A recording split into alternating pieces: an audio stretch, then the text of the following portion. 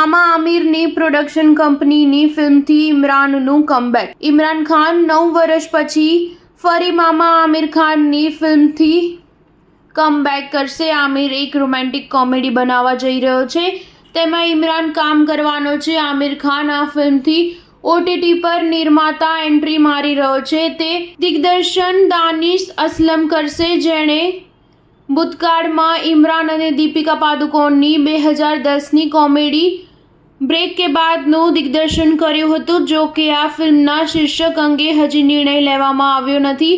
ફિલ્મની અન્ય કાસ્ટની જાહેરાત પણ બાકી છે। ઇમરાન ખાન અને મામા આમિર ખાને જ બોલિવૂડમાં લોન્ચ કર્યો હતો। તેણે કયામત સે કયામત તકમાં એક બાળ કલાકાર તરીકે કામ કર્યું હતું। આ પછી 2008માં જાને તો યા જાને નામાં મુખ્ય ભૂમિકાથી બોલિવૂડમાં કારકિર્દીની શરૂઆત કરી હતી। સ્ટાર ન્યૂઝ 7 હંમેશા સચ્ચાઈની સાથે।